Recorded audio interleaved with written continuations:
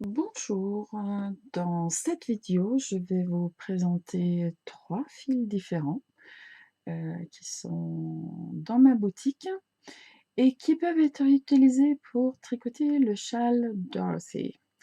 Donc, le châle Dorothy est un modèle de Kirsten Kapoor, que j'ai fait traduire en français et dont j'ai publié donc récemment, la traduction française qui se trouve elle aussi, sur mon site, annettetpetavi.com. Je mets bien sûr ci-dessous des liens vers la fiche du modèle et vers les différents fils dont je vais vous parler.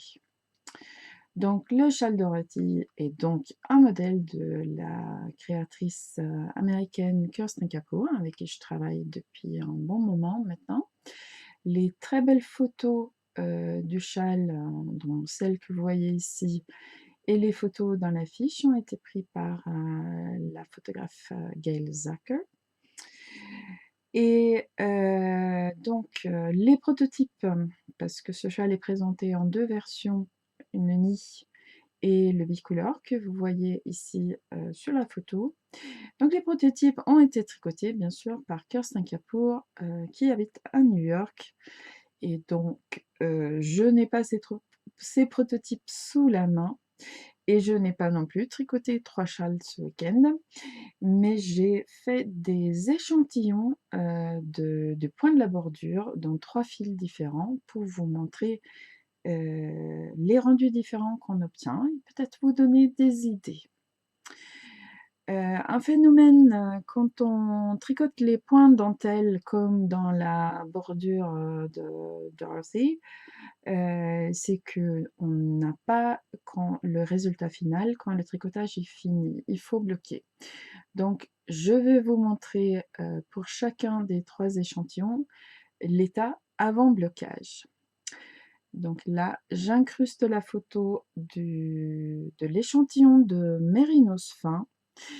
Donc, le fil utilisé par Kirsten dans Dorothy est un fil 100 soie. Je n'ai pas de fil, excusez-moi, je n'ai pas de fil 100 soie dans la boutique, mais j'ai un fil qui fait exactement, le métrage, du fil qu'elle a utilisé, à savoir, 200 m 50 grammes et c'est mon fil mérinos fin.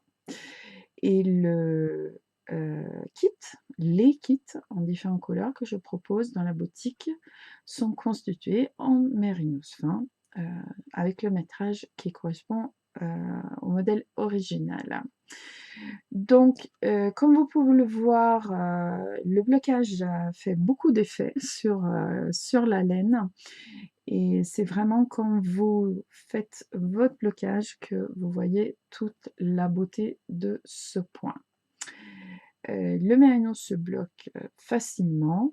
Donc, ici, c'est un poil fastidieux parce que pour que ce soit vraiment une très jolie bordure, il faut mettre une épingle donc dans chaque picot de la bordure.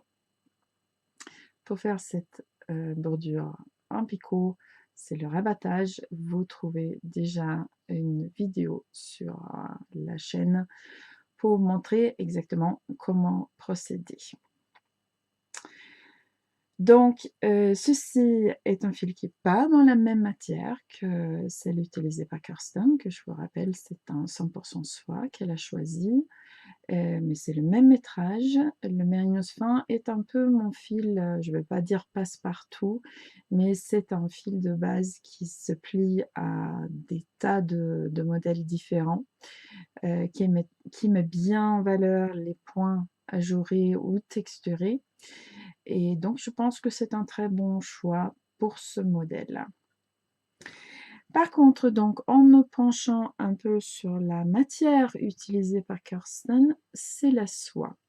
Je n'ai pas de fil 100 soie dans la boutique, mais j'ai un fil, moitié laine, moitié soie. Donc là, j'incruste l'échantillon, tricoté dans mon fil London et voici un peu difficile à voir peut-être sur le fond, clair puisque cet échantillon est tricoté dans la couleur crème. On va faire comme ça. Donc voici le résultat de Dorothy dans London. Donc si on compare les tailles, je n'ai pas changé d'aiguille, mais vous voyez que votre châle terminé sera un peu plus petit en London. Donc qui est un fil dentelle qui est exactement moitié, on va dire, qui a exactement le double métrage, donc c'est 400 mètres au 50 grammes. Et là, vous avez un rendu tout en finesse, très léger, et vous avez quand même le tombé de la soie. Le fil est tellement fin que c'était un peu difficile de vraiment bien placer les épingles dans les picots. Si vous êtes plus doué que moi, vous arriverez mieux, mais donc c'est une possibilité avec ce fil que les picots ressortent un peu moins dans le rabattage de la bordure parce que c'est carrément très très petit. Et donc une possibilité aussi pour tricoter ce châle si on veut une version vraiment très aérienne. Ensuite, j'ai élargi le champ des possibilités et j'ai pensé au fil que j'ai dans ma boutique qui pourrait se comporter un peu comme une pure soie, à savoir, pas la brillance de la soie, mais cette absence d'élasticité, pardon, qui donne un très joli tombé dans les châles. Donc là, je vous incruste la photo de mon échantillon en coton avant blocage. Et le voici après le blocage. Donc, vous voyez que la différence ici est moindre par rapport aux deux autres fils, parce que le coton a exactement ce comportement de draper et avoir un très joli tombé dès qu'il est tricoté en fait. Donc l'absence d'élasticité fait que la différence est moindre par rapport aux échantillons qui contiennent de la laine. Cet échantillon était pour moi une très belle surprise. Je ne pensais pas que le point dentelle si ouvragé ressortirait aussi bien dans le coton, mais effectivement ce coton bio, donc c'est le coton bio de ma boutique dans le coloris gris clair qui est un peu un coloris un peu chiné, et je trouve que là vraiment on a en toute beauté et la dentelle et les jours et les parties plus pleines, et la bordure en picot ressort sans aucun problème, et je pense que c'est cet échantillon-là qui donnera peut-être un tombé plus similaire à l'original.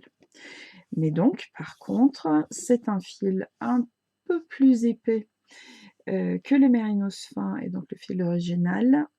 Donc il se comporte aussi un peu différemment, et j'ai donc choisi de les tricoter avec des aiguilles plus grosses. Ici, j'ai utilisé des aiguilles de 4 millimètres. Donc si on met ces échantillons côte à côte, on voit bien le rendu très différent qu'on peut obtenir en changeant tout simplement le fil que vous utilisez pour tricoter un modèle. Donc ceci était le châle Dorothy que j'ai donc publié récemment dans sa forme de traduction française sur mon site. Si vous vous posez des questions sur les fils, sur les combinaisons de couleurs, etc., n'hésitez pas à m'envoyer un message. Le plus facile, c'est par mail. Vous trouvez facilement mon adresse sur mon site. Et je vous souhaite beaucoup de découvertes et d'amusement en tricotant parfois les modèles avec un fil pour lesquels il n'était pas prévu. Donc un petite remarque par rapport au métrage. Quand vous vous écartez du métrage initialement prévu, ne prévoyez pas trop juste pour votre ouvrage, car la consommation de fil change avec, le changement de grosseur et avec le changement de matière.